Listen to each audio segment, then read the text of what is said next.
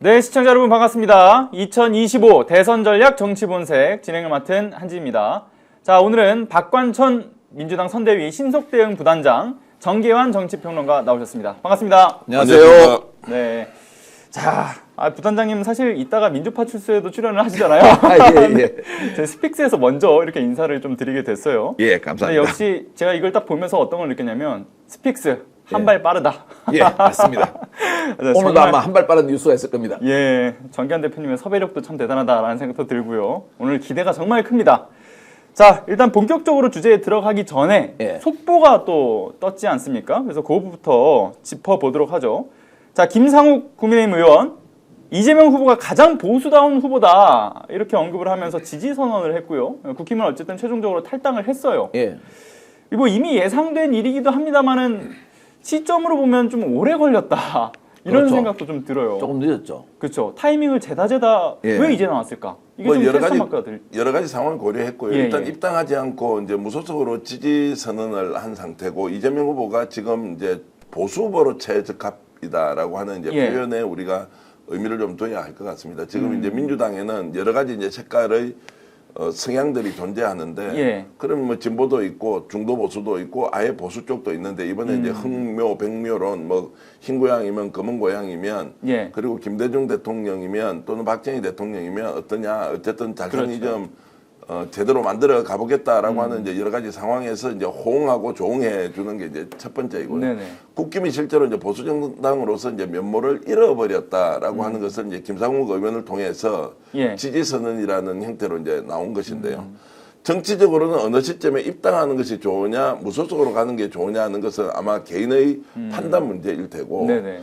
무엇보다도 이제 김상욱 의원이 지금 이 시점에 이재명 후보의 대세론을 굳히는데 보수들도 걱정하지 말고 이재명을 찍으면 이재명이 알고 보니까 보수 후보지 절대로 뭐 진보 좌파 후보가 아니다라는 이 선언은 네. 결과적으로 국힘을 굉장히 좁히고 예. 두 번째 지금도 이재명을 지지할까 말까 고민하고 하는 많은 사람들한테 김상욱 의원이 가지고 있는 저런 메시지가 상당히 이제 파장을 일으킬 수 있다라고 저는 네네. 평가합니다. 네. 그리고 또 하나 참 의문이 들었던 거는 바로 즉각적으로 민주당이 입당할 거라고 예상을 했는데 그렇지 않았던 부분이지 않나라는 생각이 들어요. 이재명 보수 후보 맞습니다. 저도, 그렇죠. 저도 제안을 받고 선대위 응한 게 예. 바로 이재명이 보수 후보이기 때문에 솔직히 응한 겁니다. 네네. 지금 대한민국에서 보수 정당 그러면 우리가 국민의힘을 생각하죠. 국민의힘은 이미 보수로서의 가치를 잃어버렸습니다. 그렇죠. 향기도 잃어버렸고요. 그럼 국민의힘은 뭐냐? 그럼 진보냐? 아닙니다. 국민의힘은 극우로 변했습니다. 네. 이게 정치 세계에서는 진보와 보수가 있습니다. 소위 말하는 여의도의 제도적 권력권 안에 들어와 있는 거죠. 그다음에 극좌가 있고 극우가 있거든요. 예. 이 극좌는 예전에 뭐 통진당처럼 해가지고 해산됐죠. 지금 극우 그러면은 정광훈 목사처럼 예, 자유통일당 극우입니다. 극우인데 뭐냐면은 이 사람들은 우파에서 경제적인 어떠한 그 이익은 향유하지만 예. 제도권에서 권력은 못 가지는 거예요. 정치 권력은요. 네네. 그런데 지난 12월 3일 날 계엄 이후에 윤석열이라는 사람이 자기가 살아나기 위해서 이 극우를 갖다가 보수로 끌어들여 버린 겁니다. 극보수를 갖다가 보수라는 제도권 세력에 끌어들인 거죠. 예. 딱 끌어들여 보니까 정치적인 힘도 갖고 후원금도 나오고 하잖아요. 이 다시 밀어내려면 안 나갑니다. 그럼 어떻게 해야 되겠습니까? 진보와 보수를 아우르는 후보가 예. 딱 들어가가지고 너는 노선 정리를 하는 거죠. 정치 권력에 있으면 안 돼. 너는 다시 나가 하고 밀어내야 되는 거죠. 그 이재명 후보 같은 경우는 솔직히 보수다운 후보는 맞습니다. 네네네. 예, 보수와 진보. 그러면 이제 또 민주당에서 반발하겠죠. 야 뭐야 이거 정치성이 어디 있어? 그런데 이재명이라는 사람은 제로에서 보면은 약간 오른쪽, 약간 보수. 예, 중도 보수에 예, 중도 보수까지 갈지는 모르겠지만 하여튼 여하튼 예. 보수 색깔이 있어요. 그러니까 예. 제 양반이 실용주의를 내세우는 겁니다. 흑묘 백묘론 그러면서요. 맞습니다. 제가 이제 1시간 정도 인터뷰를 직접 해서 지난주에도 제가 이제 김상욱이 살아왔던 길 그리고 김상욱 의원이 어떤 네. 정치를 지향하느냐라는 거 하는 것은 네. 민주당 지지, 이재명 지지에 대한 걸 떠나서 이분이 갖고 있는 정치적인 이제 그 노선 그리고 방향, 철학 이런 것들이 예. 최근에 제가 봤던 정치인 중에서는 가장 낫다. 오. 젊은 정치인 중에서는 근본적으로 나라를 잘 살게 하는 것, 네. 국민을 행복하게 만드는데 어떤 희생과 헌신을 통해서 정치가 해야 하는 본령의 일을 할 것인가 예. 이거밖에 없다는 거예요. 그 굉장히 가난한 집안에서 대학 다닐 때 자기는 아르바이트를 통해서만 이렇게 이제 생활 이제 뭐라 그러면 학비를 대고 공부를 할 수 있었던 것 또 예. 짧은 기간 동안 은행원으로도 근무를 했거든요. 그리고 이제 부산대학교 법학전문대학원에 가서 이제 변호사 자격을 취득하는데 지금도 부모님이 일을 하고 계시고요. 아. 예. 또 그 일이라는 것이 정말로 우리가 중산층 서민보다 좀 더 어려운 환경에서 살아가고 있는데도 네. 아버지가 자식이 이렇게 잘 돼 있는 것에 대해서 전혀 의식을 하거나 주변에 알리지 않을 정도로 예. 정말로 바른 마음 그리고 올바른 정신으로 세상에 어떻게 기여를 할 예. 것이냐라는 부분에서 울산 지역에서는 굉장히 이제 평가를 잘 받는 그런 이제 국회의원이었고 정말로 국힘에서는 영입하고 난 뒤에 야 이런 국회의원이 있으면 이제 우리도 보수정당으로 한번 해볼 만하다라고 예. 할 정도로 내부 평가가 좋았던 사람인데 12월 3일 날 윤석열의 비상계엄을 보고는 예. 이건 아니다. 그래서 본인이 직접 목숨을 걸었다. 네. 라는 이제 이야기를 하면서 결국에는 이제 민주당을 선택하기보다는 이런 내란 정당과는 결별하는 것 예. 그리고 실제로 우리 정치가 가야 할 방향이 무엇인지를 본인이 국민들에게 이렇게 토로하는 이런 장면을 보고 방송 끝나고 나서도 한참 이야기를 했는데 예. 아 역시 다른 좀 괜찮은 정치인 한 사람이 탄생했구나 이런 판단은 제가 객관적으로 할 수 있겠더라고요. 네. 아유 정기환 대표님이 말씀하시는 그런 어떤 가치와 철학, 소신을 갖고서 살아왔던 사람이라고 한다면 저런 진짜 수구, 네. 극우 세력과 함께할 수 없다 이런 결단이 설 수밖에 없었던 거네요. 그렇죠. 자 그런데 마침 또 이제 김상욱 의원을 이따가 역전의 용사들에서 또 모셔서 이야기를 또 나눌 예정이라고 하시지 않았습니까? 예, 이제 미리 약속이 돼 있던 것이어서 오늘 저녁에 이제 역전의 용사들에 직접 나와서 아마 예. 인터뷰를 좀 더 할 것 같은데요. 해당 방송도 또 예. 많은 관심을 갖고 시청해 주시면 예, 대단히 예. 감사하겠습니다. 그리고 참고로 저희 본격적인 주제 이제 들어가 볼 텐데요. 그 전에 여러분들 구독, 좋아요 누르는 거 잊지 말고 꼭 좀 부탁드리겠습니다. 자, 그러면 본격적으로 오늘 어제 오늘이었죠. 굉장히 뜨겁게 다뤘던 소식. 바로 지기현 부장판사에 대한 소식이지 않나라는 생각이 들어요. 자, 그 현재 내란 재판을 여기서 싹 다 맡고 있지 않습니까? 지기현 예. 판사가. 근데 문제는 지금까지 납득할 수 없었던 문제들. 이를테면 뭐 윤석열 탈옥부터 해서 뭐 지하 통로를 이용하게 해준다든가 또는 내란범들의 재판도 다 비공개로 깜깜이로 진행하는 이런 모습들 도저히 납득할 수 없다. 그래서 사실 같은 동료 판사들 역시도 진짜 뭐가 있는 거 아니야? 왜 저런 말도 안 되는 법리 해석을 내놓는 거지? 이런 인식들이 있었다라고 하더라고요. 근데 심지어 아니나 다를까 이번에 결국은 윤석열에 의해서 지기현 캐비넷이 존재했던 건 아니냐 그런 실마리가 좀 등장하는 이 술접대가 튀어나온 거죠.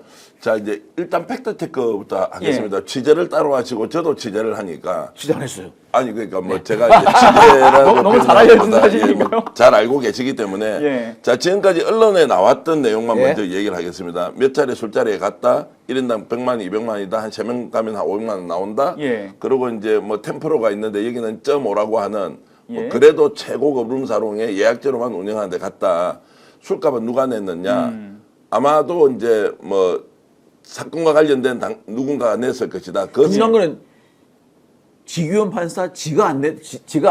가능성이 많다는 그러니까 거죠. 본인이 안 냈다고 이제 예. 일단 이제 정언이 되었고 예. 다만 지금 제보를 한 사람이 실제로 지기현과 함께 술을 마셨던 사람이냐 아니면 술 마시는 장면을 목격하고 사진을 찍었던 것이냐라고 예. 하는 데서는 본인의 보호를 위해서 그러는 것인지 예. 아니면 실제로 들었던 이야기 본인이 관찰했던 이야기를 소위 말하면 제3자의 제보 방식으로 이렇게 이제 민주당에 제공됐느냐. 예. 이게 지금 이제 정리가 안 되고 있습니다. 이게 이제 지금까지 나와 있는 언론 보도의 내용이고, 그럼 지기현이 실제로 돈을 냈느냐, 안 냈느냐. 예. 라고 하는 부분은 박한전 전 우리 행정관님 잘 아실 아니 텐데 왜 말씀하시죠. 뜨거운 가면 잘 뜨거운 던져드려야 이제.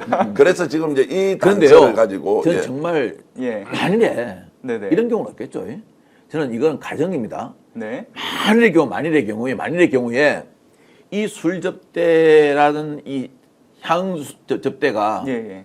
만일의 경우에 윤석열의 구속 취소하고 인과관계가 있다면 이건 큰일 나는 거죠. 정말 큰 문제죠. 그 자, 부분이. 이게 이제 오늘 예. 우리가 이제 폭탄 선언과 관련된 부분인데 네네. 저 술자리가 이전에 일상적으로 받아왔던 술자리가 있을 테고 예. 이번에 지금 윤석열 재판과 관련된 일련의 내란 사태 이후에 있었던 접대가 포함되어 있느냐 아니냐는 것은 그렇죠. 너무너무 중요한 문제이기 때문에 예. 실제로 이해 당사자의 이슈가 내란과 연결이 돼 있다. 비상경과 연결이 돼 있다. 라고 하는 경우에 예. 이거 이제 빨리 수사해서 밝혀야 하는데 그렇죠. 이것이 이제 증거가 존재하느냐 아니면 진술만 존재하느냐 당사자가 인정할 것이냐 아니냐라는 것까지 가면 예. 술자리에서 술을 마시는 모습을 얼굴로 공개하겠다라는 것은 빙산의 일각이다. 빙산의 일각이죠. 실제로 지금 이루어지고 있는 윤석열의 재판과 저 술자리가 연계가 되었을 수 있다라는 예. 의혹까지 반드시 밝혀야 한다. 저 술자리가 윤석열의 구속 취소하고 연결됐다고 볼 수도 있지만 그죠? 네. 예. 저 술자리를 한 사실 자체가 예. 사실이라면 사실 자체가 나중에 흘러 들어와가지고 그 구속 협박처럼 그렇죠. 이용되었을 가능성이 있다. 구속 취소하고 연결됐다면은 그렇죠. 그것도 인과관계가 있는 거죠. 맞습니다. 자, 그래서 제가 말씀드린 의혹 1은 저게 직접 연관이 있느냐 하는 예. 것이고 두 번째는 아까 진행자가 예. 말씀하셨던 캐비넷 중에 예. 과거에 잡혀있던 캐비넷이 아니고 이번에 이 사건과 관련돼서 적을 잡아서 풀어주라 예. 라고 했다면 또 어떻게 되느냐. 그쵸. 그러니까 이게 명예훼손 안 걸리기 위해서 예. 우리가 이제 뭐 공익 제보든 뭐 특별한 제보든 그 제보를 가지고 해석을 할 때 우리가 추가 취재를 하지 않습니까? 그럼 두 가지 전제가 있다. 첫 번째는 직접 관련이 있다는 거 하나. 예. 두 번째 저것 때문에 빌미가 되어서 안 풀어주면 안 된다라는 이제 의혹 제기까지. 후자도 인과관계가 있는 거죠. 근데 그렇죠. 이제 그런 그렇죠. 인과관계가 있다 없다라고 하는 것은 그것까지 연결될 수 있으니 예. 수사 외에는 없다. 본인의 가치 맞습니다. 문제는 당연한 것이고 조속한 수사를 통해서 진실이 뭔지 빨리 밝혀야 한다. 예. 라고 하면 1번이 되든 2번이 되든 거기에서 만약 연결점이 나왔다. 예. 라고 하면 어떻게 됩니까? 문제가 심각해지는데 근데 말씀 주셨던 또 1번, 워낙 2번 양반이셔서 문제가 심각해지는데 이렇게 아니, 하지만 이거는 감당을 할 수가 없는 거예요. 그렇죠. 감당할 수 없는 부분이고 저는 개인적으로 정기환 대표께서 말씀하셨던 그 1번, 2번이 둘 다일 가능성도 있다라는 생각이 들어요. 일단 첫 번째로는 그것과 관련돼서 발목이 잡혔고 두 번째는 이제 내란 재판에 본격적으로 들어가기 이전 단계에서 한 번 더 접대했을 가능성도 배제할 수 없다. 지금 우리 진행자가 우리가 예. 보통 기술적으로 피해가는 방식보다는 훨씬 더 깊이 좀 들어와서 예. 이게 좀 해석을 좀 해주시죠. 이제 그래서 이제 이게 전혀 무관하지 않다라는 예. 전제로 봐야 하는 것이고 어제까지 보도된 내용은 무관한데 평소에 접대를 받은 거 아니냐라는 것이고 네네. 또 접대의 정도가 상습적이었다 아니면 아주 비정기적이었다 이제 이런 부분은 좀 더 따져봐야 하는데 한 발 더 근데- 들어갈까요? 예. 예, 말씀 주시죠. 한발더 너무 들어갈까요? 좋습니다. 있잖아요. 네. 이 경찰들이 있잖아요. 이건 이제 직접 밖에 나가서 단속을 하는 경찰들이 많이 단속을 하잖아요. 예. 업소 같은 경우는. 예, 그렇죠. 경찰들이 업소를 단속하다 보면요. 예. 이상한 자료가 막 튀어나와요. 그런가요? 예. 아. 자, 그까지만 하고 진행자 넘기겠습니다. 잘 알겠습니다. 안 돼. 그래서 이걸 알고 있는 사람은 예. 이제 제보자만 아는 게 아니고요. 예. 룸사롱이라는 게 구조가 어떻게 돼 있어요? 예약 받는 사람 있죠. 그렇죠. 그럼 그 안에서 손님을 접대하면 접대한 사람이 혼자 사는 게 아니잖아요. 예. 마담이 있을 테고 거기 들어가는 사람이 있을 거고 술 서빙하는 직원도 있을 거고. 가보시는 모양이네요? 아니 그 지금 그런 질문 하지 마세요. 자 그렇게 보면 수없이 많은 목격자들이 존재한다고요. 그렇죠. 그러면 맞습니다. 이게 정보 라인에서 이 일이 딱 터지잖아요. 그러면 이 사람들은 특별하게 직위원을 봐줘야 한다거나 직위원을 이해한다거나 이럴 이유가 전혀 없어요. 경찰이나 또는 정보 라인에서 와서 야 이거 어떻게 된 일이야 라고 하면 자기가 본대로 얘기를 다 예. 하는데 이건 두 사람 이야기만 들어봐도 이게 딱 뭐라 그럽니까 퍼즐이 맞춰져요. 그렇죠. 10명이 그 현장에 있었다고 하더라도 예. 두세 명 정도만 정확하게 진술해 주면 아 이게 이랬구나. 그러면은 그 카드 결제기가 있잖아요. 그 시간에 누군가 결제를 했을 거 아닙니까? 예. 외상을 달아놨을 거 아닙니까? 외상은 외상 장부가 있을 거고 결제했으면 결제 현직이 있을 거고 현금이냐 아니면은 입금이냐 아니면 외상이냐 예. 이게 다 나오기 때문에 이거를 완벽하게 증거인멸을 하거나 은폐를 하는 것은 불가능해요. 네, 충분한 크로스 체크가 가능하다. 그리고 이제 앞서 이제 저희 대표님께서 말씀 주셨던 부분이 제보자가 누구인지가 아직 특정되진 않는다라고 얘기했는데 제가 봤을 때는 그게 한 사람이 아니다라는 얘기가 계속 나오거든요. 그러니까 복수의 제보자들이 이미 존재하는 거 아닙니까?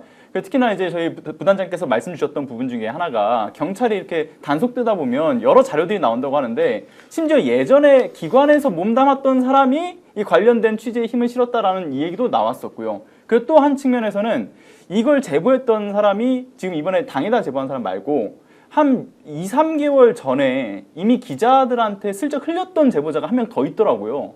그게 직위원의 동기, 연수원 동기라는 겁니다. 지금 변호사직을 하고 있는 사람. 피모 변호사시죠? 예, 예. 그래서 아니 변호사가 굉장히 황당하게 느꼈던 부분이 뭐였냐면 술 먹자 밥 먹자라고 이렇게 항상 이야기를 해서 그래 언제 한번 먹자 했는데 언제가 딱 전화가 걸려 와서는 한번 와라 해서 갔더니만 가서 갑자기 700만 원을 긁어라 라고 이야기를 했다라는 거 아니에요. 그 이 현장에서. 정도까지 가면 지금 아마 스픽스의 우리 예, 대선 예. 전략 정치 본색을 보시는 분들은 오늘 방송에서 나올 거고 이미 이제 다 들었습니다. 가장 빠르게, 가장 깊이, 가장 폭넓게 여러분들께 정보를 지금 전해드리는데 예. 자 이제 말씀하시죠. 예. 통상 이런 사건은 있지 않습니까? 사실관계를 확인 안 하고 예, 예. 해당 당사자가 더 이상 조직에 누를 끼치고 싶지 않다. 밖에 나가서 사실관계를 억울한 걸 밝히겠다 그러면서 사표를 내버려요. 예. 근데 그 다음부터는 사실관계를 밝힌 사람이 한 명도 없어요. 근데 요번 건은 이게 사실관계가 정확히 밝혀지지 않으면요. 국민들이 큰 오해를 하게 되고 또 더구나 앞에 사법부가 우리가 불신받을 짓을 한번 했었죠. 그죠? 그거하고 국민들은 연관을 해요. 그래서 요번 건은 만일에 사실이 있었으면은 사법부에서 자체 수사를 통해 가지고 사실을 밝혀야 됩니다. 예. 그렇지 않으면 사법부가 결국은 개혁의 대상이 됩니다. 맞습니다. 뭐 개혁이 아니고 이제 사법부의 신뢰라는 것은 예. 지금 뭐 이제 판사들 있지 않습니까? 판사 사회가 이 정도로 정말로 썩었다라는 걸 잘 모르고 있었고 뭐 다수의 판사는 그렇지 않다라는 것도 사실이겠지만 한 사람이 저런 일을 벌리더라도 전체적으로 사법부 전체가 신뢰를 잃어버리는 것인데 그게 이제 일상적으로 이루어져 왔고 또 실제로 비율로 보면 이병철 변호사의 말씀에 의하면 한 10%는 저렇게 접대받고 있다. 예.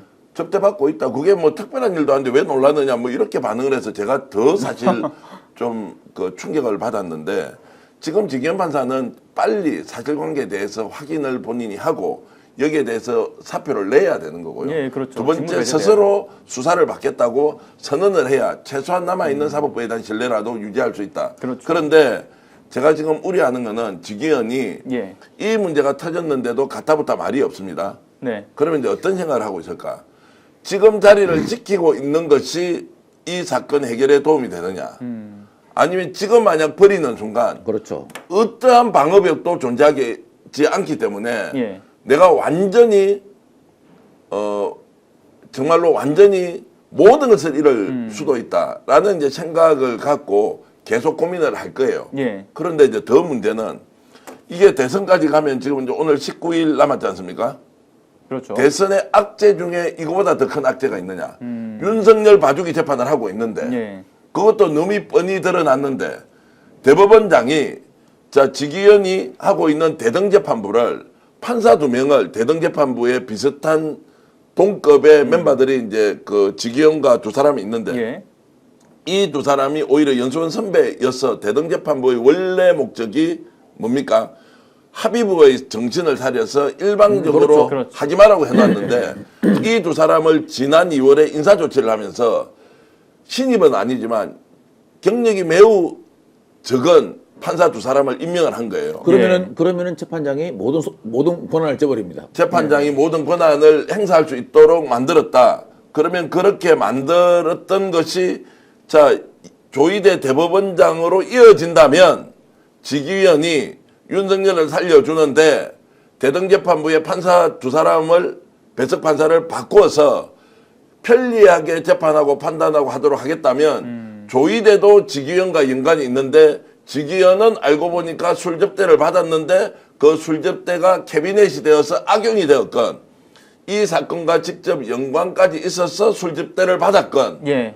자 이렇게 이제 연결이 되어서 대선까지 가봅시다. 어떻게 됩니까? 감당 못합니다. 그렇죠. 그래서 지금 윤석열 빨리 탈당하라고 나오는 겁니까? 아니면 윤석열이 지금 멱살을 잡지 않았지만 김무사한테 직접 전화해가지고 막 고래고래 고함을 질렀다라고 하는데 이런 것들을 한번 여러분 일종의 스토리보드에 조각조각을 이렇게 나열해 보시라고요. 이게 뭐냐고요. 그래서 전문용어로 이야기하면 개판이라는 거예요. 맞습니다. 어쨌든 그 사건이 아침부터- 하나로 관통된다. 아침부터 이렇게 이런 말씀드리면 예. 그랬는데요. 제가 이 말이 거론됐기 때문에 이 사실관계를 조사하는 분한테 분명히 경고를 하나 스픽스로 네. 통해서 띄우겠습니다. 아, 예, 예. 나중에 나오면 뭐가 나옵니까? 술값이 얼마다 이렇게 나오겠죠. 그렇죠. 그런데 만일 이 사실을 시인하면서 술값이 얼마다는 것을 카드 금액에 한정하려고 그러면은 또 취재가 들어갈 수 있습니다. 예, 예. 그거까지 말씀드리겠습니다. 그렇죠. 지난 그 검사들의 99만 원 불기소 세트 같은 예. 경우가 생길 수도 있다. 카드로 끓는 금액만 한다면은 예. 또 다른 게 터질 수도 있습니다. 뭐 자, 시간 그러니까 계산하고 그걸- 사람 계산하고 하겠죠. 그러니까 이거는 이제 예. 돈의 문제가 아니요. 그렇죠. 행위의 문제인데요. 맞습니다. 어떤 행위까지 했느냐는 것은 이제 다른 문제인데 일단 직위원은 국민들 앞에서 석고대죄하고 빨리 사퇴해라. 예. 그리고 스스로 수사를 받아라. 본인이 지키려고 해도 지켜줄 사람이 첫째 없고 그리고 이미 벌려놓은 일이 너무나 크고 많고 목격자도 많이 존재하고 있다. 여기서 버텨서 죽지 말고 네 양심이 최소한이라도 있다면 예. 오늘 당장 사표를 내야 한다. 그래서 지금 맞습니다. 저희들이 오늘 거치 표명 퀘스천 마크를 붙여놨거든요. 저희들이 느낌표가 되도록 주기현은 오늘 당장 어떤 식으로든 조치해야 된다. 그리고 당연히 사법 처리 받아야 한다. 예. 그리고 조이대는 책임져야 한다. 그렇죠. 이 문제에 대해서 용서할 수 없다. 이런 말씀까지 드리겠습니다. 네. 즉각적으로 한 처리가 번 되는 더 예, 말씀. 더 들어가 볼까요? 네. 만일의 경우 있지 않습니까? 이 내용이 사실이고 이 사실인 내용을 어떤 정치인이 정치적으로 활용했다면은 그 사람도 이번에 같이 나가야 됩니다. 네. 저기 떠나야 됩니다. 자, 맞습니다. 이 말씀도 예, 예. 이제 연루된 자들이 많이 예. 있다는 거예요. 그렇죠. 지금 지기현 혼자 아니라 뭔가 공모, 작당, 그 공모 기획 이런 말 쓰면 안 돼요. 작당 예. 그리고 모의 그리고 불법적 행위를 실행하는 과정에서 지기현만 있는 게 아니라 정치인도 연결이 돼 있고 그렇죠. 조희대 대법원장도 연결돼 있다는 의혹이 있고 인사까지 연결이 되는 겁니다. 예. 대법원장까지 설마요. 자, 이 대법원장이 연결이 돼 있다는 것은 인사 조치를 할 때 이병철 예. 변호사가 그 이야기를 했어요. 자, 대등재판부에 있는 배석판사 두 사람을 왜 직위원만 남겨놓고 바꿨느냐. 연차를 보니까 엄청 저 연차의 판사를 보냈더라. 그것은 직위원이 단독으로 판단할 수 있도록 했다는 것은 이병철 변호사가 그런 이야기를 이제 했단 말이죠. 자, 그러면 제 말이 오해이기를 바랍니다. 조희대 대법원장까지 연결이 안 됐다고 자, 그렇게 주장을 할 수 있습니다. 중요한 것은 이 사건과 관련해서 직위원 그리고 정치인 그리고 접대 윤석열 재판 이런 것들이 연관이 돼 있고 예. 여기에는 확인되든 되지 않든 그 뒤에는 배우가 존재할 건데 이 배우의 존재는 기획이나 계획이라는 단어가 아니고 모의, 공작이죠. 공작 이런 불법적 행위를 한 것 중에 일부가 드러난 것이다 예, 라는 그렇죠. 관점에서 대선까지 그러면 가져가 봅시다. 직위원이 여기서 물러서지 않으면 대선까지 가져가 봅시다. 어떤 일이 벌어진지 아까 지금 힌트 주셨지 않습니까? 그 사람 다 공개해버릴까요? 연관된 정치인이 있다면 공개하고 이것도 공개 저것도 공개. 야 정말로 어쨌든 직위원은 지금 당장 사표 내고 예. 거취 표명 지금 해야 한다라고 먼저 말씀드리고 공수처는 적극적으로 해야 수사해라. 된다. 현행범이다. 이 말씀까지 드립니다. 예, 말씀하신 것처럼 빙산의 일각일 거라고 생각하고요. 그 내란의 틀 안에서 있는 정치, 법조, 카르텔 이 전 민낯이 결국은 드러날 거라고 봅니다. 특히나 이 추악한 진실에 대한 부분들 뭐 앞서 얘기하셨던 것처럼 특검을 통하기 그 이전 단계에서 그럼 법조인들이 먼저 나서가지고 자신들의 문제를 밝히고 나설 것이냐 이거에 대한 관심사도 좀 있을 수밖에 없거든요. 왜냐하면 26일날 이제 법관대표 회의가 또 예정되어 있지 않습니까? 여기서 직위원 부장판사와 관련된 이 이슈를 다룰 것이냐 이것도 좀 관심이 쏠릴 수밖에 없어 보여요. 제가 할까요? 보기에는 이제 직위원과 연결된 걸 법관 대표 회의에서는 다룬다는 것은 이제 예. 뭐 현실적으로 그 사람들이 그런 권한이나 이거를 이제 사안을 확인도 되지 않은 것을 할 수는 없을 거고 일단 법관 대표 회의는 조희대 대법원장 대법원의 그 판결과 파기환송과 관련된 부분에서 이례적이라는 수준을 넘어서 뭔가 의도를 가지고 했던 것 아니냐라는 부분에서 제일 중요한 것은 조희대 대법원장의 거취와 관련된 얘기를 하느냐 마느냐. 예, 예. 두 번째 그러면은 전국 법관 대표 회의에서 사법부의 개혁 또는 정상화를 위해서 어떤 안을 낼 것이냐라는 것이 중요한데 그 둘을 놓고 우리가 우선순위를 정하면 조의대에 대한 거치 표명을 요구를 하느냐 하지 않느냐 거기서도 하지 않지 않습니까? 예. 그러면 입법권을 가지고 있는 국회로 가져와서 국민들이 원하는 사법부의 개혁 방안을 가지고 저는 법적 조치, 입법 조치를 추진해 나가는 수밖에 없다. 마지막 그 시간을 전국 법관 회의에 위임해 놓은 상태니까 자정을 통해서 뭔가 사법부의 개혁 그리고 조의대 예. 거치와 관련된 거를 권고하든 결정하든 압박하든 이제 이런 것들이 좀 그쵸. 공이 넘어가 있다라고 저는 근데 봅니다. 제가 생각했을 때 정말 정상적으로 사고할 수 있는 법조인이라고 하면요. 사실 이 사법부의 신뢰성을 떨어뜨리고 자신들의 품위를 떨어뜨리게 된 이 지기현 부장판사를 가만히 둬서는 안 된다는 생각이 들 수밖에 없다고 보거든요. 이 암적인 요소를 어쨌든 제거하고 가야 되는데 이것을 다루지 않는다라고 하면 국민적 시선에서 봤을 때 이것도 역시나 납득하기는 좀 어려워 보인다. 이런 생각이 좀 듭니다. 아마 스킵은 하고 갈 겁니다. 지금 사법부가 얼마 전에 대법원 예. 판결로 인해 가지고 신뢰성을 많이 잃어가지고 논란의 대상이 됐는데 실은 그 내란 행위를 재판하고 있는 재판부에 대해서 이런 말로 나온다. 라고 하면서 어쩌면 좋겠냐 식으로 화두를 던지겠죠. 예. 그런데 이거는 참 이 지기현 그 부장판사 이 이야기는 되게 예민한 거거든요. 그러면 이게 과연 저는 그 지기현 판사가 만약 접대를 받았다면 접대를 받고 어쨌냐 뭐 김영란법 위반이냐 뇌물성 향수수냐 여기에 그치지 않을 거라고 봐요. 이게 상당히 우리 사회를 한번 꽂히는데 뭐 그게 법조계건 정치권이건 기득권의 카르텔을 꽂히는 하나의 예. 신호탄으로 작용할 거다라는 예. 게 제가 오늘 돗자리를 깔은 결론입니다.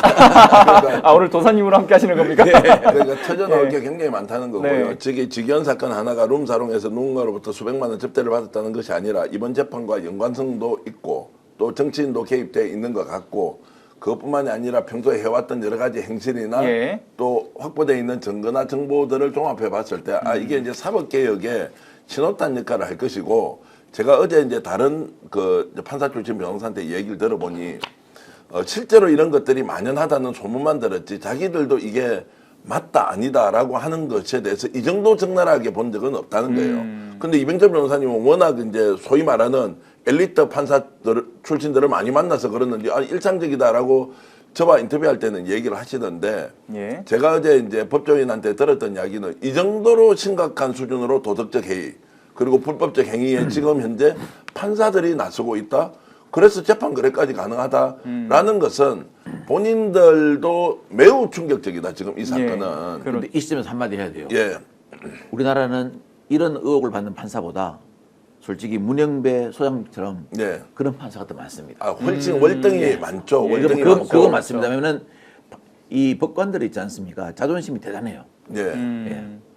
그리고 잘 알겠습니다. 예, 이제 하여튼 이제 그래서 이걸 이제 구분해서 봐야 되는데 제가 말씀드리는 것은 경찰들이 보통 이런 일이 벌어지지 않습니까? 경찰 출신이지 않습니까? 그럼 어떤 한 사람 이런 걸 벌이면 와, 또 저 새끼 저런 일 벌였나? 정말 예, 예를 들어 저 사람 또 저런 짓을 벌였나? 예. 와, 우리 조직 전체 진짜 먹칠을 하고 있네. 예. 라면서 그 자체 충격을 받기보다는 비판과 비난을 이렇게 하면서 진짜 저래서는 안 된다라고 보통 이제 견해를 갖는 건데요. 지금 판사들이 느끼는 거는 이 사건이 와, 저 사람 또 저런 일 벌였어? 왜 저래?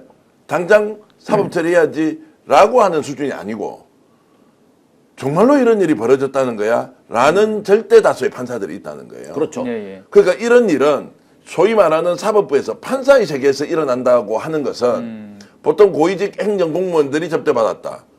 그 말도 어제 누구한테 행정 그 공무원 출신한테 얘기하니까 내한테 막 요즘 그렇게 받는 사람이 누가 있냐고 얘기는 하던데 어쨌든 우리가 공직자 중에서 공무원, 일반 공무원 그리고 경찰 먼저 이런 사람들이 이렇게 이제 소위 말하는 접대와 향응에 노출이 되어서 대상이 된다고 했던 것이 지금 사법부의 판사가 그것도 서울중앙지법에 있는 판사가 이렇게 접대받았다는 것에 대해서는 아마 판사 출신들이 엄청 충격을 받고 있을 것이다. 절대 다수는 그렇지 않은데 이거는 보호를 하기 위해서가 아니라 일반적으로 우리가 비위 사실을 접했을 때 느끼는 그런 감정과 완전히 다른 형태로 충격적이다라고 말씀드릴 수 있습니다. 예, 잘 알겠습니다. 근데 그 이후에도 아마 이 지기현 부장판사와 관련된 여러 그 의혹의 실체들은 스픽스의 여러분들 취재력 아시죠?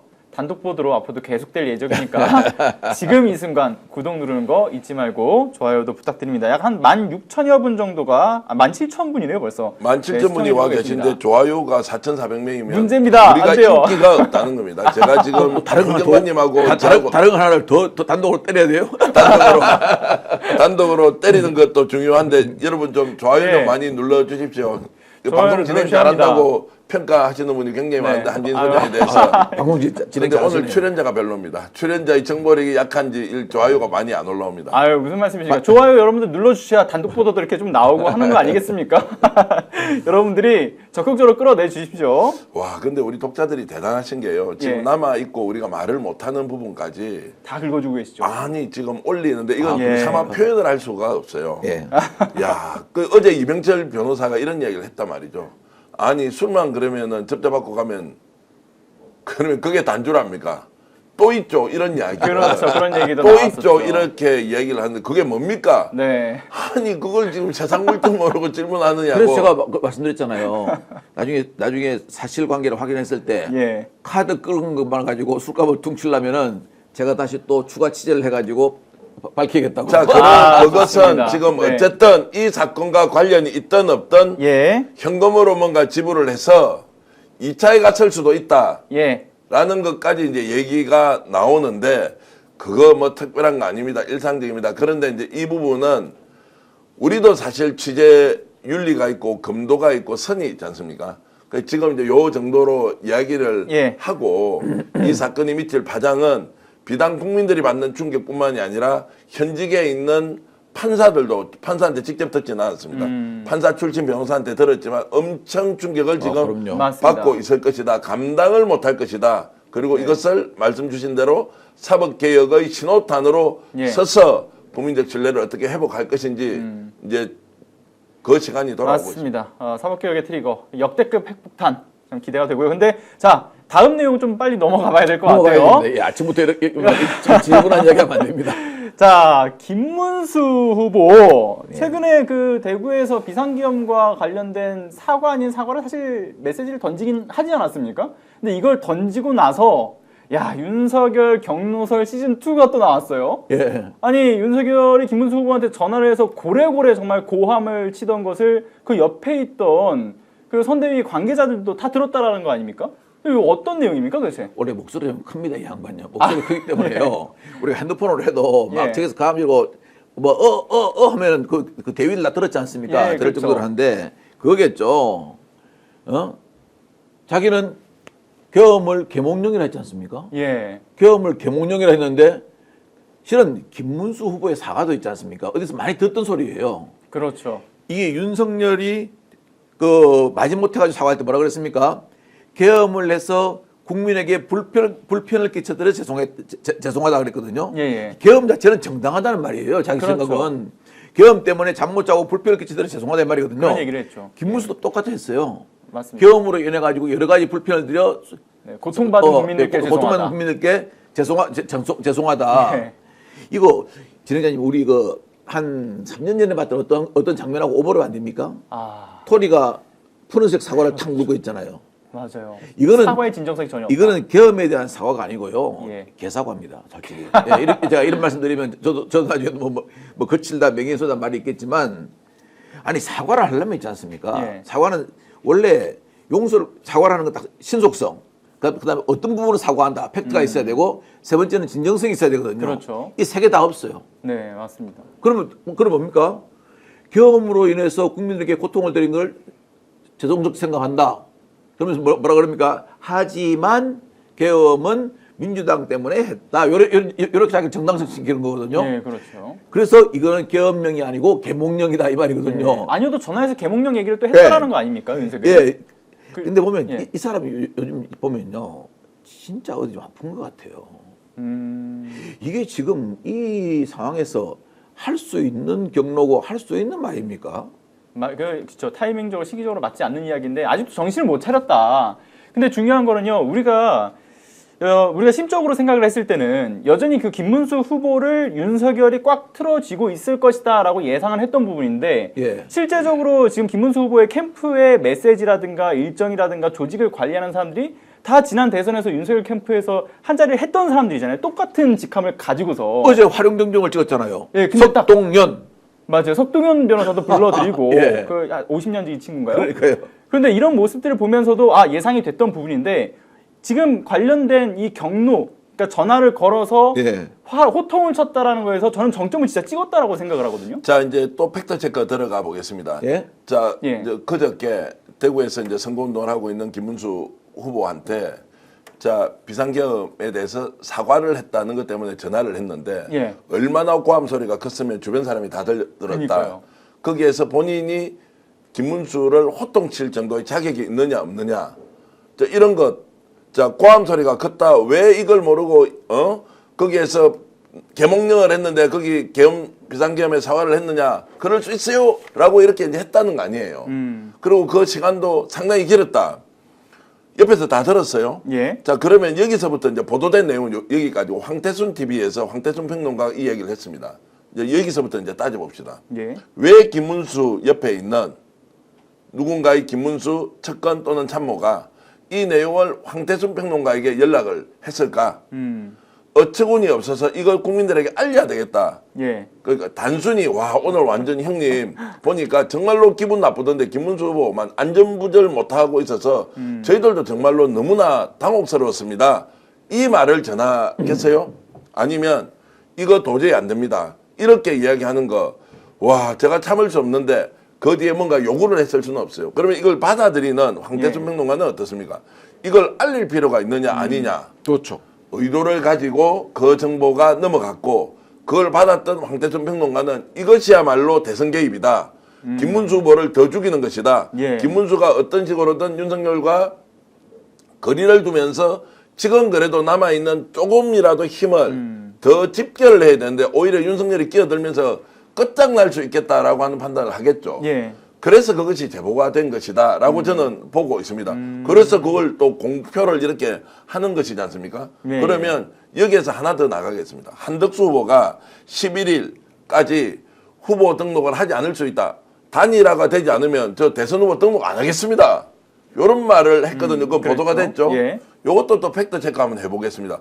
한덕수가 그 말을 했을 때 과연 윤석열은 한덕수에게 전화를 했을까 하지 않았을까? 권력의 서열을 따져보면 되죠. 예. 이 세 명에서 윤, 김, 한. 네. 이 세 명에서 권력서열 1번이 누구겠습니까? 윤. 자, 2번 한. 예. 3번 김 아니겠습니까? 자, 그러면 한덕수 후보가 밝혀야 할 게 있습니다. 자, 그렇게 본인이 11일까지 단일화가 되지 않으면 후보 등록 안 하겠다라고 하면서 예. 국힘이 발칵 뒤집어졌거든요. 예. 그때 윤석열이 한덕수 후보에게 전화를 했는지 안 했는지 한덕수 후보가 좀 밝혀주면 좋겠어요. 네. 밝혀주면 좋겠어요. 제가 전화를 했다고 해버리면 책임을 져야 될 일이 너무 많아서 전화를 했는지 하지 않았는지 좀 밝혀달라. 네. 한덕수가. 밝혀달라. 밝혀달라. 이제 이 말은 시청자 여러분들이 제가 해석이 가능할 것 민태균한테도 같습니다. 지금 고소가 돼 있고요. 뭐 고소가 좀 여러 개 돼 있어서 요즘 조심조심하는데 왜냐하면 따지면 다 이길 것 같은데 그 네. 변호사 비용도 들죠. 또 가서 조사받으려는 시간도 없죠. 뭐 이런 거.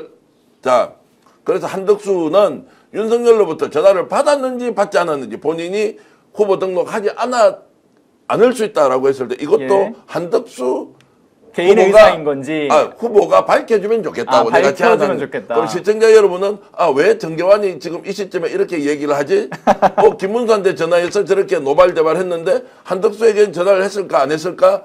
자, 뭔가 조치를 취하라고 했을까 안 했을까? 이거는 이제 상상의 영역에서 예. 저보고 증거를 갖다 대라고 하니까 실제로 재판받으러 가보니까요. 증거를 갖다 대라고 하니까 어디서 들었고 취재를 하지 않습니까? 그렇죠. 어떻게 내가 증거를 다 드러냅니까? 그 내 취재는 양심과 보호도 해야 되고. 취재원 보호도 해야 되는데 그래서 지금 한덕수 후보께서 윤석열이 그 당시에 전화를 했는지 아닌지 밝혀주면 좋겠다고 제가 말씀을 드리는 거고요. 네, 좋은 밝혀주면 겁니다. 좋겠다. 하지만 시청자분들 잘 해석하실 수 자, 있으시죠? 그래서 지금 이제 누가 밑그림을 네. 그렸고 실제로 진두지휘 하는지 이제 나오지 않습니까? 한덕수 때도 그랬다면 김문수 때는 자 직접 전화를 해서 황태순 평론가가 공개를 해버렸고 예. 자 이것이 이제 정치적으로 맞물리면서 이정현한테까지 딱 넘어갑니다. 예. 자 이정현 지금 공동선대위원장 들어왔죠. 예.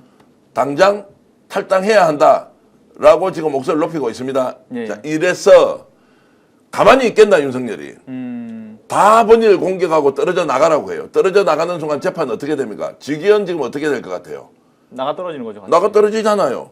윤석열 그러면 어떻게 됩니까? 근데 국힘에서도 아예 결별을 하겠다고 나서서 출당이든 네. 탈당이든 선택하라고 지금 요구하고 있잖아요. 그렇죠. 뒤로 물러설 곳이 없는 지금 뒤에 바로 천길 안 떨어지는데 바로 이제 발만 헛디디면 그냥 떨어지는 거 아닙니까? 거의 지금 그 정도 수준에 있다. 근데 스스로 지금 뒤로 물러나는 성격의 지금 모습을 보이고 자, 있는 건데. 그래서 제가 박관전 이제 행정관님께 질문 드리면 자, 이런 상황에서 윤석열은 수구리로 갈 거냐? 수구리로 갈 것이냐? 그쵸. 아니면 이거 뭐야라고 맞서서 끝까지 싸움할 것이냐라는 것은 좀 분석해 주시죠. 후자로 갈 겁니다. 이 사람 스타일을 자, 스타일을 끝까지 볼 때요. 부딪혀서 가버리면 왜냐하면은 어차피 죽는 거는 기정사실이거든요.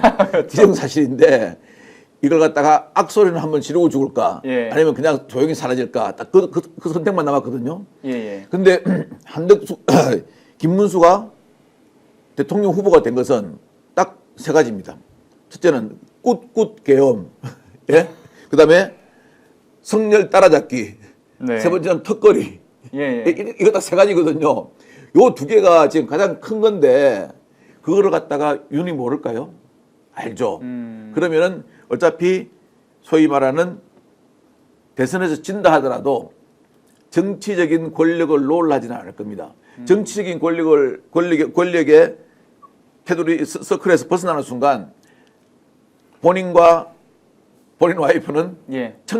그래 안 해도 청길랑 떨어지고 갑니다. 예, 그렇죠. 지금 또 돌아가는 폼이요. 그런데 더 청길랑 떨어지러 가는 지름길을 깔아준다는 걸 본인도 알고 있을 겁니다. 그렇죠. 예. 하지만 본인의 그 알량한 자존감을 지키기 위해서 그 꼿꼿이 피는 허리를 숙일 생각은 전혀 없을 것이다. 예. 그러니까 알량한 자존감일 수 있고 본인이 이를 이제 두 가지로 멘탈 쪽에 뭐 어쨌든 뭐 정신적으로 예. 뭐 정신승리법을 써서 그렇죠. 아 끝까지 우리가 이긴다라고 이제 생각을 하거나 아니면 극단적으로 여기에서 내가 손을 놔버리면 모든 것을 다 잃는다라고 했을 때는 같이 죽자 이렇게 할 수도 있죠. 예. 지금 국힘이 이제 감당하기 어려운 상황으로 가고 있고 무엇보다도 김문수는 윤석열 쪽에서 보면 김문수 후보가 자신이 데리고 있던 참모의 한 사람일 뿐이고 윤석열이 본인을 후보로 만들어줬다고 확신하고 있는 상황에서 김문수는 어중간한 태도, 탈당 문제는 본인이 알아서 할 일이라고 지금 어쨌든 어중간한 스탠스를 취하지 않습니까? 그런데 지금 이게 대선이 더 다가오고 대선 캠프에 참여한 사람이 출당과 탈당을 요구할 경우에 자 어떻게 할 거냐? 결국 이쪽으로 예. 돌아서는 순간 돌아서는 윤석열과 전면전이 일어날 것이고 계속 어중간한 상태로 가면 이제 윤석열이 이번 대선을 주도한다는 인식이 더욱더 강해지기 때문에 예. 결국 누구와 그러면은 김문수는 대선 경쟁을 해야 하느냐 이재명과 대선 경쟁하는 것이 아니고 김문수는 윤석열과 대선 경쟁을 해야 되는 상황까지 그쵸. 올 수 있기 때문에 완전히 아싸리판으로 가고 있다라는 예. 것을 매우 주목하면서 지켜봐야 하겠습니다. 어쩌면 여전히 현재 진행형 경선 과정에 있다라고 봐야 되는 거네요. 그러니까 결국은 자진 탈당할 리는 전혀 없다라고 볼 수 있을 것 같고, 근데 앞서 이제 대표님께서도 말씀 주셨지만 이 정신 상태에 대한 문제가 있는 것 같다라는 이슈를 슬쩍 언급을 해주셨어요. 근데 그 정신 상태에 문제가 있는 거는 윤석열뿐만 아니라 김문수 후보도 마찬가지지 않나라는 생각이 드는 이슈가 또 최근에 있지 않았습니까? 그렇죠. 아니 호남 지역 유세를 가기 이전 단계에 정말 말도 안 되는 일이 벌어졌잖아요. 아니 그 광주 민주화운동의 학살의 핵심 주역이기도 하고 당시 전두환 때 그 신군부 5인방 중에 핵심이었던 사람. 정호영 씨죠? 예. 그 정우영 그때 당시 특수전 사령관을 영입하려다가 어제 밤에 이제 돌연 취소를 하긴 했어요. 논란이 되니까. 근데 이 논란이 된다라는 걸 몰랐을 리가 없잖아요. 그러니까 애초에. 정말 진짜 이해가 안 되는 게요. 예. 이 정신 나간 행보를 하고 있는 것 같아요. 그래서 제가 보기로는요. 저는 6월 3일 날 누가 대통령이 되느냐보다 더 궁금한 게 하나 있어요. 6월 3일 이후에 국민의힘이 어떤 모습으로 변모될까? 저는 솔직히 그게 더 궁금하고 그게 예. 눈에 보여요. 그렇죠. 예. 지금 독수리를 참칭하는 참새 한 마리가 공중에서 빙빙 돌고 있거든요. 예. 국민의힘이 아니고 굶는 힘이 되면은 그걸 먹어버리려고. 제가 봤을 때는 나중에 이름을 그렇게 바꾸지 않을까 싶어요. 뭐요? 자유통일의 힘 해가지고 그래요, 예. 정강훈당처럼.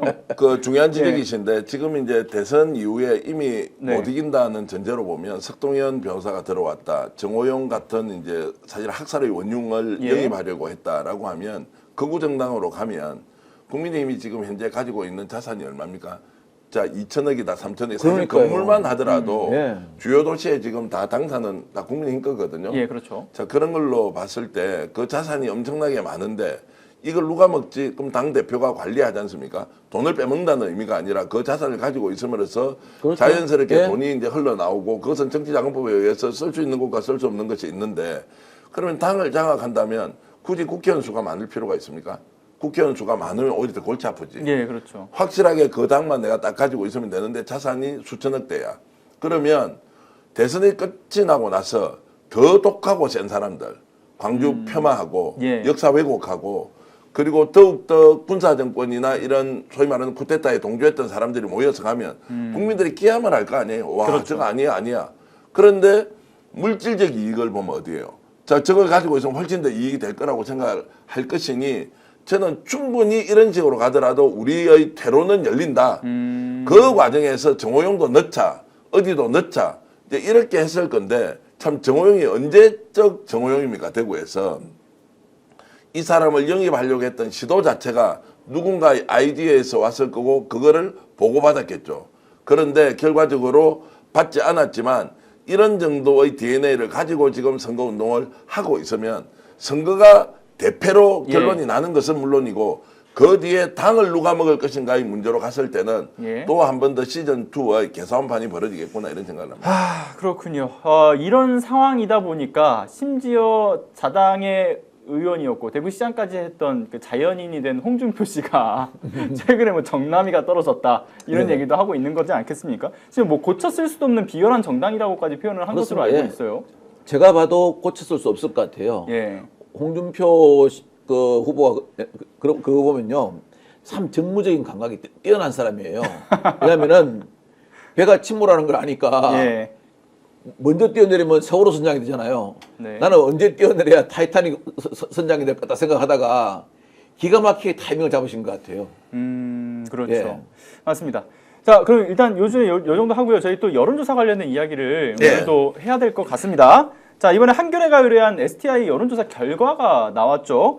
자, 이재명 후보의 사실 압도적인 1위는 뭐 예상대로 변함은 없다라고 생각은 드는데, 근데 이게 보면은 그 이유라고 하면 사실 국민의힘에서 원하던 거는 이재명 대 반 이재명의 구도였다라고 하지만 그 프레임이 와장창 깨져버렸고, 그렇죠. 사실은 이재명 대 내란 세력, 상식 예. 대 비상식의 싸움이 된 그 상황이기 때문에 압도적 1위는 여론조사를 아무리 돌려봤자 극단적인 매체, 그러니까 일부러 여론을 조작하기 위한 매체가 아니고서야 압도적 1위를 뺏길 수는 없을 것으로 보여지죠.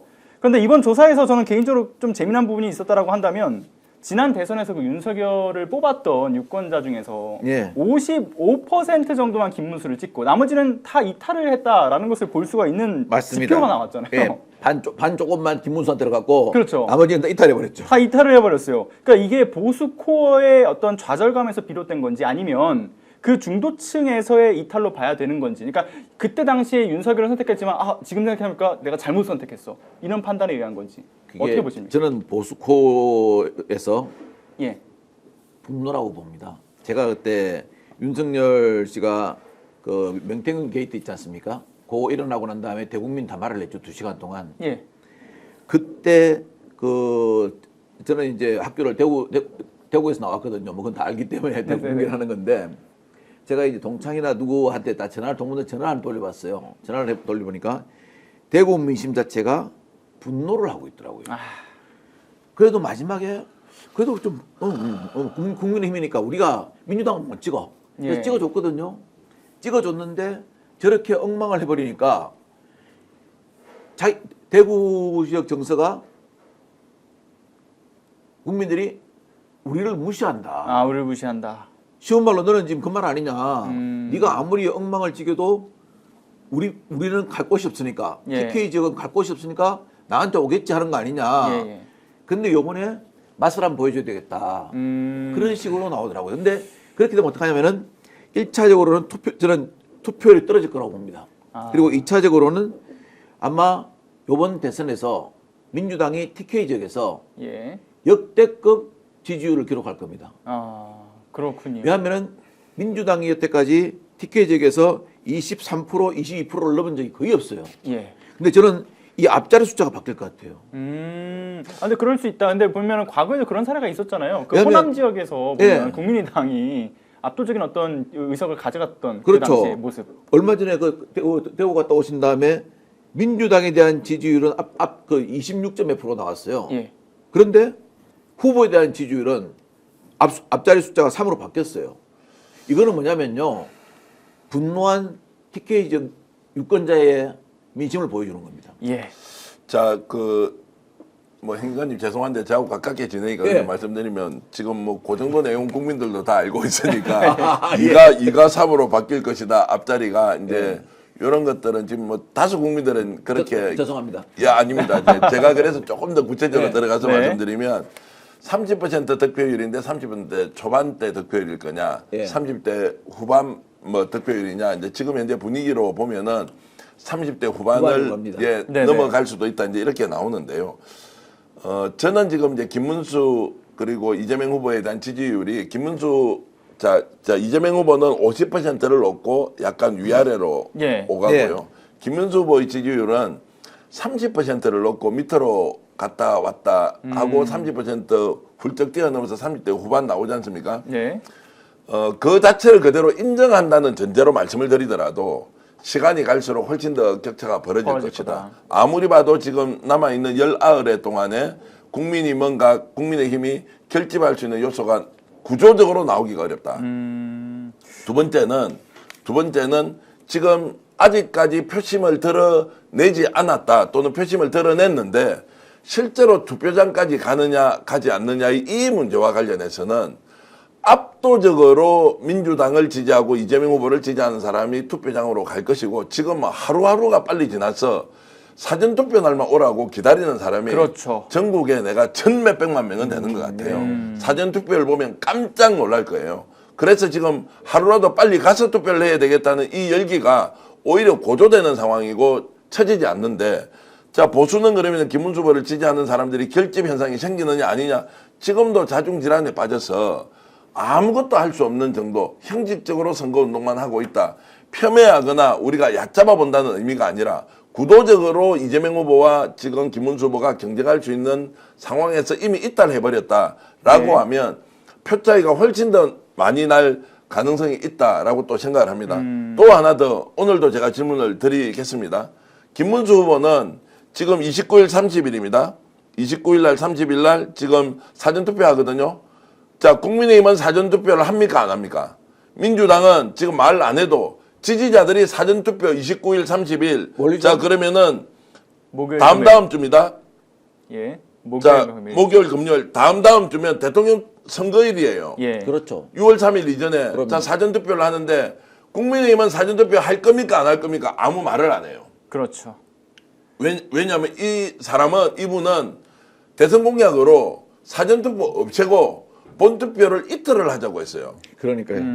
야 그러면 이 사전투표가 투표율을 끌어올리는데 엄청나게 중요할 건데 김문수는 고백해야 돼요. 그렇죠. 사전투표 해야 된다 말아야 된다. 이제 지금 이 답이 곧 나오게 돼 있습니다. 그럼 국힘은 사전투표 안 하고 우리는 본투표에 집중합시다 라고 하는 순간 표 차이는 더 날 거예요. 그렇죠. 떠나버리죠. 더 나버리죠. 자, 이런 것들을 종합적으로 고려했을 때 지금 현재 뭐 50대 전후, 50% 전후, 30% 전후라고 하는 이것보다 훨씬 더 차이가 많이 날 수도 있다. 이재명의 상승 요소는 더 많고 그리고 지금 김문수의 답보 상태는 이어질 가능성이 있다. 여기에서 이제 뭐 단일화 효과를 이준석 후보하고 낸다 안 된다 이렇게 하지만 뭐 그것도 저는 뭐 그다지 성계 미칠 영향은 없다라고 맞습니다. 정리하겠습니다.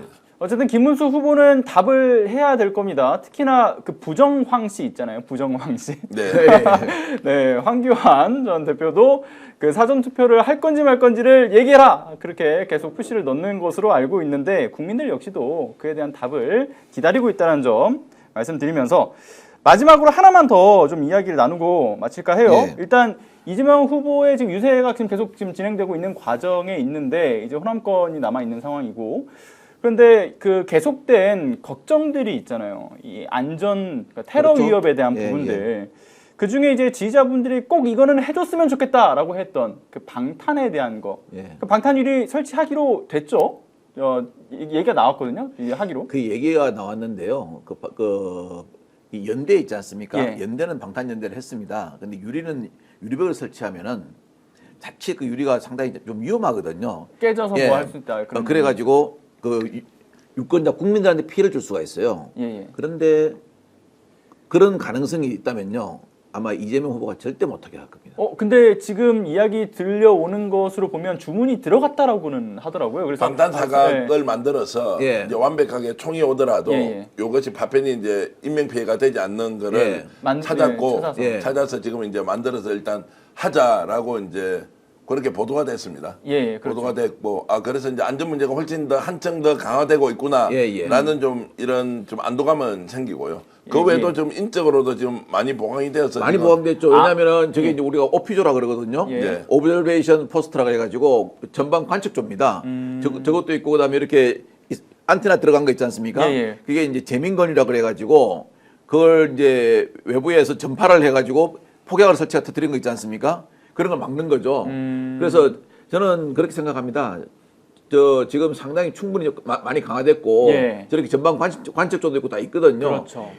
실은 그 테러에 대한 그 여러 가지 첩보가 존재했던 건 사실입니다. 예. 사실이기 때문에 저 정도는 해야 되고 조금씩 그 첩보가 어떻게 들어오느냐에 따라서 조금씩 강화되지 않겠나 저는 그렇게 생각합니다. 여러모로 강화를 해 나가고 있고 예. 그리고 아마 보도가 지금 됐는지 안 되는지 모르겠습니다만 오늘 아침에 보면 김민석 최고위원이 결국 그 방탄 유리는 설치하기로 했고 주문은 넣었다 이런 예. 정도는 얘기는 했죠. 그리고 저는 또 하나 말씀드리고 싶은 게 하나 더 있는데 지금 유세 현장에서 시민들께서 손꼽을 들고서 예. 테러 위협이 있는 건물에 이렇게 빛을 비춰가지고 조준을 못하게끔 지금 막아세우고 있다라고 제가 하지 얼마 전에 않습니까? 말했지 않습니까? 이걸 테러 첩보 온 걸 다 공개하자. 예. 왜냐?